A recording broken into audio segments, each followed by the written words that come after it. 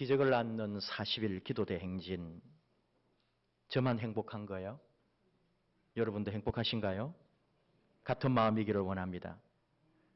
저는 원래 40일 기도대 행진이 새벽 기도회가 중심이 되리라고 생각하지는 않았습니다. 근데 여러분은 이해하시기를 새벽 기도를 중심으로 40일 대행진을 이해하신 것 같습니다. 그래서 새벽 기도회에 너무 많이 나오셔서 제가 처음에는 당황했습니다. 그러나 또 감사합니다. 이제 시작했으니까 40일 동안 새벽 기도회에 빠지지 않고 꼭 성공하시기를 축복합니다. 우리가 40일 읽어가는 말씀 대행진 교재에 새벽 기도에 대하여 몇 과가 있습니다. 거기에 보면은 누구나 아침에 일어나 거울을 보듯이 하루를 시작하기 전에 영적 거울을 보는 시간이 새벽 기도 시간이다. 이렇게 설명을 합니다. 하나님 앞에서 영혼을 비추어 보는 시간. 이거 얼마나 아름답고 위대한 행위입니까? 40일 대행진을 새벽 기도로 시작하시는 여러분을 축복하고 칭찬하고 격려합니다. 40일 새벽 기도회가 여러분의 40년 새벽 기도가 되고 그리고 나아가서 여러분 가문에 400년 새벽 기도의 역사가 이어지는 놀라운 기적이 있기를 또 축복합니다. 호주에서 호스피스로 일하던 브로니 웨어라고 하는 간호사가 자기가 돌보던 사람들의 임종 직전을 보고 깨달았던 내용을 블로그에 올렸습니다. 이게 너무 반응이 좋아서 나중에 책으로 나왔어요. 책 이름이 죽을 때 가장 후회하는 5가지라는 부제목이 있고 원래 이제 책 제목은 내가 원하는 삶을 살았더라면 하는 책입니다. 암 환자들이 죽음의 순간 삶을 돌아보면서 얼마나 많은 생각이 있었고 또 마지막 죽음을 앞두고 얼마나 할 말이 많았겠습니까? 그렇게 세상을 떠난 사람들이 내가 더욱 나를 위한 삶을 선택했더라면 다들 그렇게 후회하고 이 세상을 떠났다는 거죠. 브로니 웨어가 삶의 마지막을 보냈던 사람들을 통해 깨달은 바 사람들은 보통 5가지 종류의 후회를 한다고 합니다. 첫째는 내 뜻대로 한번 살아봤으면 하는 후회입니다. 둘째는 일 좀 적당히 하면서 살 것을 그저 열심히 앞만 보고 산 것을 후회합니다. 셋째는 내 기분에 좀 더 솔직하게 살았더라면 자신의 표현을 너무 숨기고 살았다는 거죠. 넷째는 오랜 친구들과 더 가깝게 지낼 걸. 자기 혼자 외로움을 즐기며 사는 것을 더 좋아했던 거예요. 그런데 그게 후회스럽다는 거죠. 다섯째는 좀 더 내 행복을 위해 도전해 볼 걸. 내 자신에게 더 행복한 삶을 살 수 있도록 내게 그렇게 해 주었다면 내 자신이 이런 것을 후회했습니다. 전체적으로 보면 이 내용은 자신을 돌보는 일이나 자신에게 충실하지 않았다는 것을 후회하고 있어요. 먹고 사느라 열심히 살았고 할 말도 다 하지 않았고 내 표현도 다 하지 않았습니다. 친구들과 깊은 사귐이나 오랜 우정을 유지하지도 않았습니다. 결과적으로는 내 마음대로 내 뜻대로 살아본 적이 없어요. 그리고 지금은 원하지 않지만 병들어 죽어가고 있습니다. 살아온 인생을 돌아볼 때 후회밖에 없습니다. 그게 우리 인생이라는 거죠. 살아있는 우리는 다를까요? 이 후회들 가운데 결국은 내 뜻대로 한번 살아보았으면 하는 이 부분을 오랫동안 저는 생각했습니다. 내 뜻대로 살지 못했다는 게 뭐냐 하면은 다른 사람들의 기대와 다른 사람들의 시선에 맞추어 사느라고 진짜가 아닌 가짜의 삶을 내가 살았다는 말이에요. 내가 하고 싶고 누리고 싶은 삶을 감추고 남을 신경 쓰면서 살아온 거죠. 그리고 죽음의 자리에 갔을 때 모두 다 이것을 후회합니다. 저는 여기서 이 사람들이 내 뜻대로 내 원대로 살아보지 못했다는 것을 단순히 내 욕망이나 내 욕심대로 한번 살아보지 못한 후회라고 그렇게 생각하지 않습니다. 이것을 신앙의 영역으로 가지고 와서 생각을 했다는 거죠. 여러분, 우리 신앙은 진짜입니까? 가짜입니까? 남을 의식하지 않고 남의 시선 생각하지 않고 내 진심으로 내 진정으로만 하나님을 섬기고 예수를 믿습니까? 아니면 항상 남을 의식하고 남의 시선 생각하고 남이 뭐라고 하는지 신경 쓰면서 참 신앙은 잃어버리고 가짜 신앙으로 생활하는 경우가 있지 않은가, 그 질문입니다.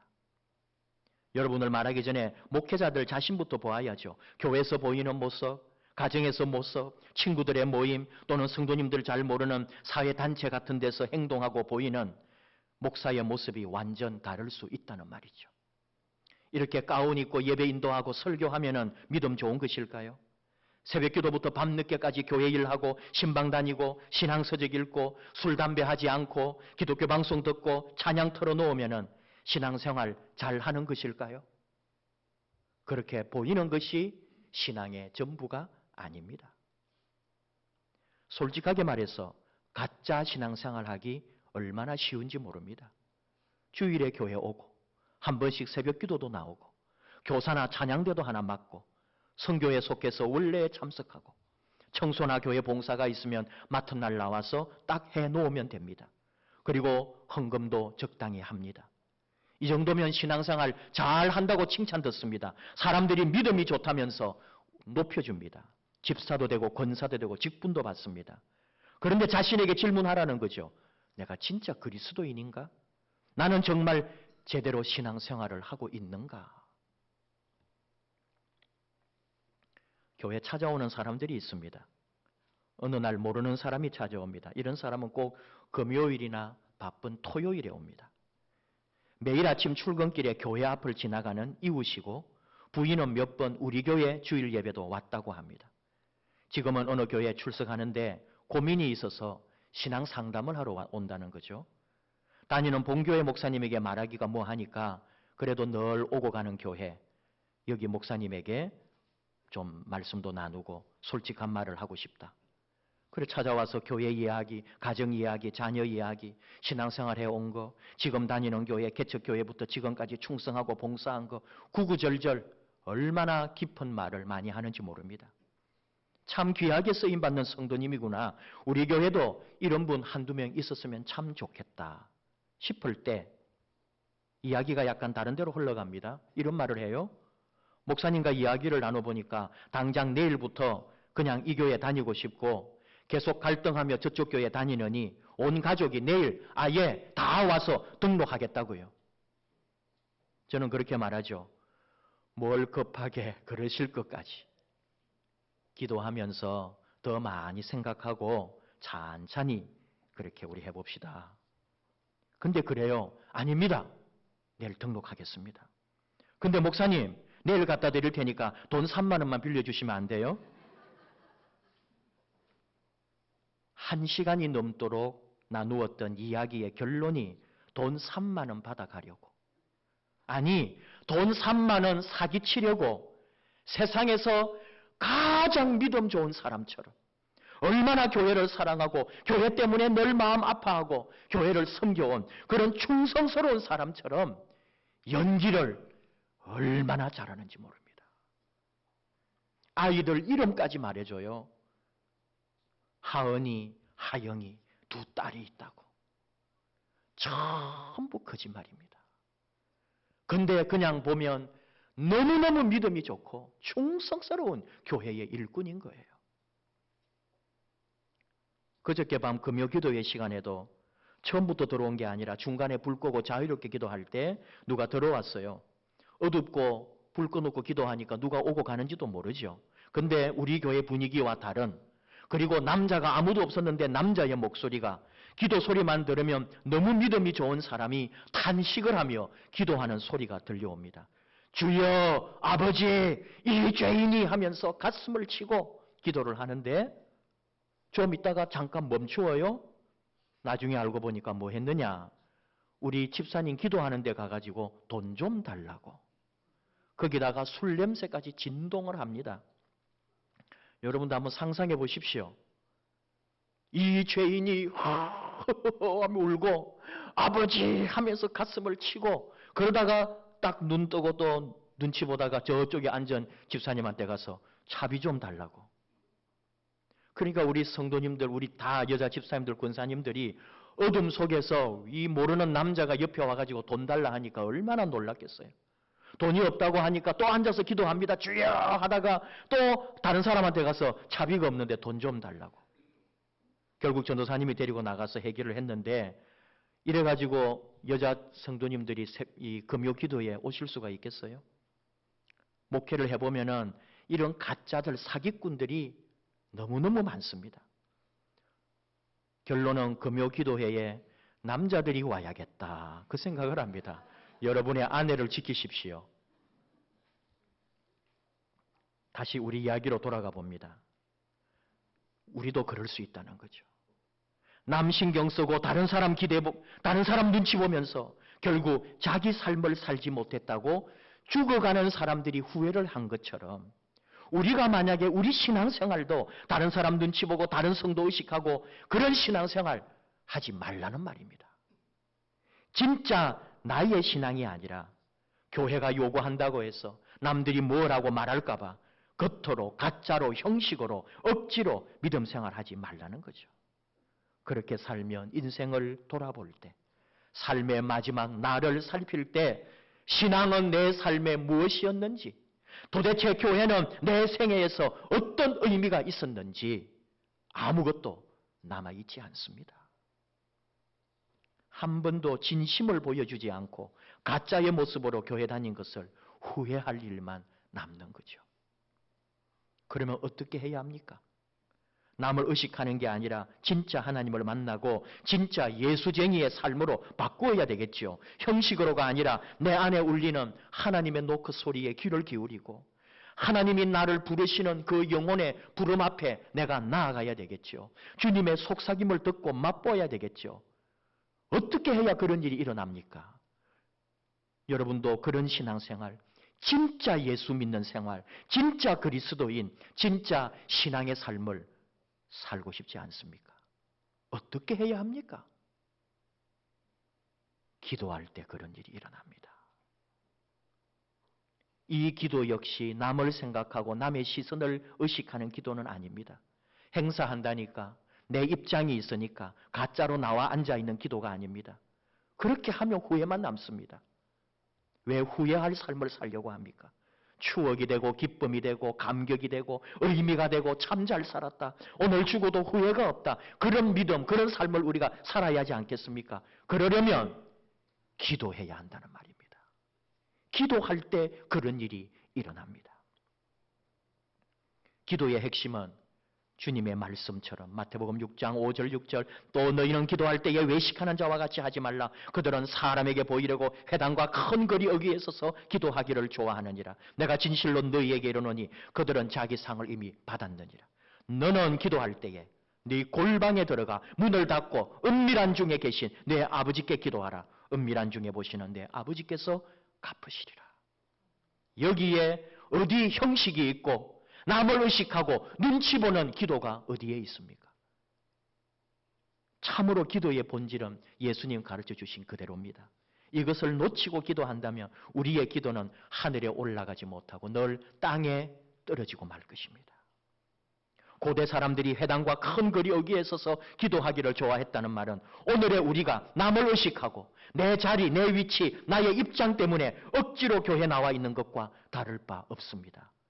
이제는 그렇게 예수 믿지 마십시오. 그러면 교회 오지 말까요? 하는 질문이 나옵니다. 억지로 하고 눈치 보려면 오지 말란 말입니까? 이것이 우리의 한계, 우리의 생각이죠. 예수님은 그런 의도로 기도에 대하여 말씀하지 않으십니다.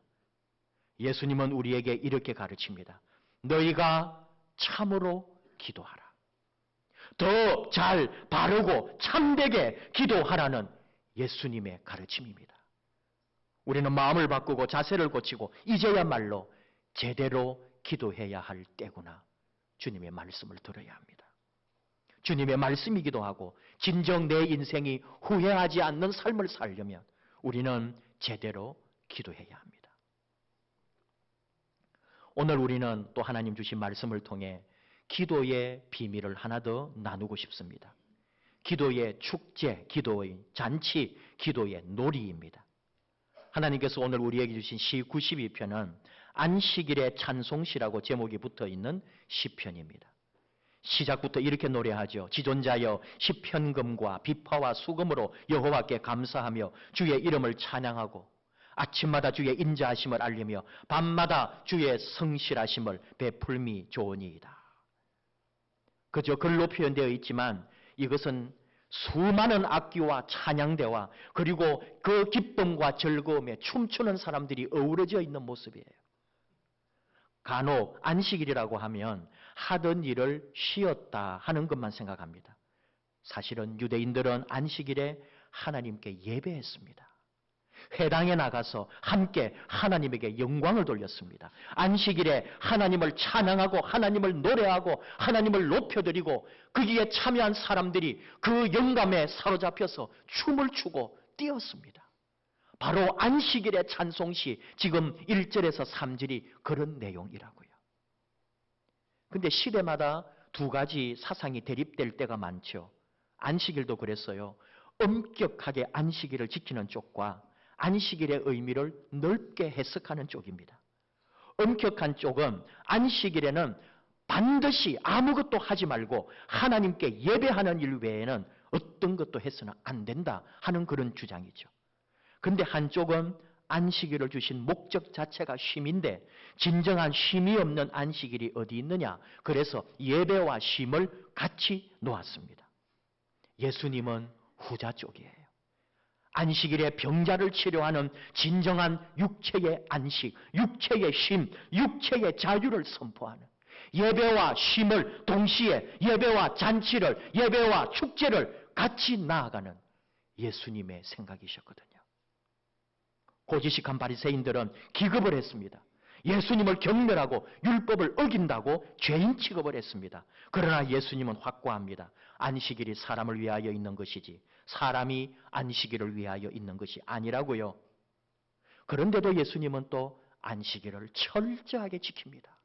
안식일마다 회당에 가서 함께 유대인으로 예배드립니다. 그러나 그곳에 가서 격식과 형식에 매인 예배가 아니라 진정으로 사람들을 치료하는 유쾌한 쉼과 즐거움을 함께 누렸다는 거죠.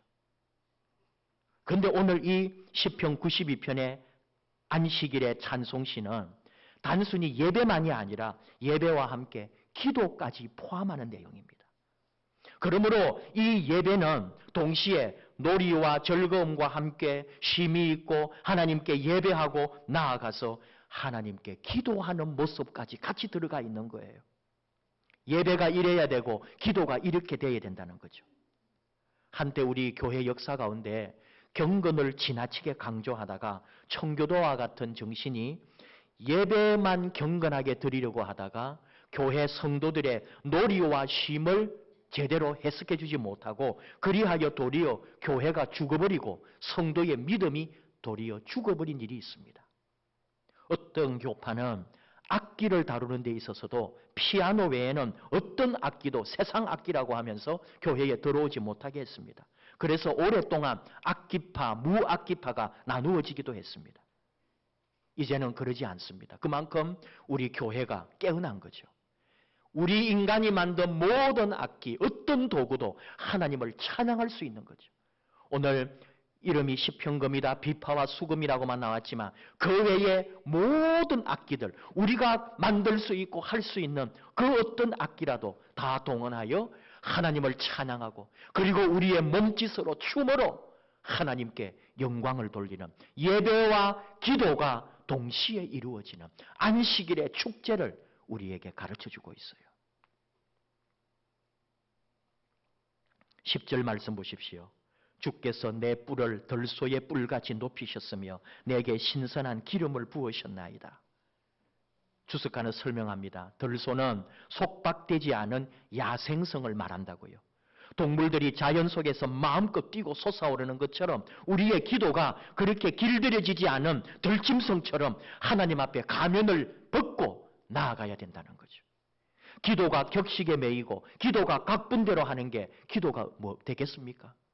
내 마음에 원하는 것, 내 울분, 내 가슴에 맺힌 한, 내 모든 사연, 내 아픔과 기쁨과 즐거움을 있는 그대로 내가 어디로 튈지도 모르는 내 속에 있는 모든 말들을 내뱉을 수 있는 게 기도다 이거죠. 들소의 뿔같이 저 대자연의 짐승들이 뛰어오르는 것처럼 우리 기도도 우리 예배도 그러해야 한다는 거예요. 바로 시편의 이 말씀들을 예수님은 신약 시대에 그대로 실천하신 거죠. 죽어가는 사람이 살아나고 병자가 일어나고 그 속에 기쁨과 감격과 새 생명과 부활의 역사들이 안식일에 같이 있었던 거죠. 예배와 기도와 힘과 치유와 잔치와 은혜가 넘쳤다는 사실입니다. 오늘 우리 교회가, 우리 믿음이, 우리 기도가, 우리 예배가 그리해야 한다는 거죠. 그렇게 할 때 12절의 말씀이에요. 이는 종려나무같이 번성하며 레바논의 백향목같이 성장하리로다. 이는 여호와의 집에 심겼으며 우리 하나님의 뜰 안에서 번성하리로다. 그는 늙어도 여전히 결실하며 진액이 풍족하고 빛이 청청하니 성숙과 풍성과 기쁨과 행복이 넘치는 삶을 하나님이 약속합니다. 그런 예배와 그런 기도자의 삶, 안식일에 예배와 기도와 축제와 놀이와 쉼을 함께 경험하는 그런 믿음의 삶이 영원토록 내 안에 강건함과 진액이 풍족하고 빛이 청청한 삶으로 우리를 인도한다는 거예요. 우리의 삶이 기도로, 우리의 삶이 참 예배로 나아갈 때 그런 은혜가 있다는 말입니다. 진행하다 보니까 40일 기도 대행진이 우리 교회 축제가 되었으면 좋겠다. 40일 기도 대행진이 우리 교회의 놀이가 되었으면 좋겠다. 쉼이 되었으면 좋겠다. 말씀대로 되었으면 좋겠다. 그런 바람이 있습니다. 40일 기도 대행진 기간인데 다음 주일에 어울림 체육대회를 합니다. 혹 여러분 중에 특별 기도 기간에 놀아서 되겠습니까? 기도해야지. 그런 분은 계시지 않겠죠. 기도와 놀이가 함께 간다고요. 기도와 축제가 함께 있다고요. 오늘 안식일의 찬송시를 통하여 우리에게 가르쳐 줍니다. 10월 중에 어르신 식사 대접도 계획합니다. 가을에 음악회도 있습니다. 기도와 함께 누리는 안식이고 기도와 함께 누리는 쉼이고 하나님의 선물입니다. 바로 이런 삶에서 하나님이 우리를 진정한 안식으로, 우리를 평안으로 인도해 주신다는 거죠.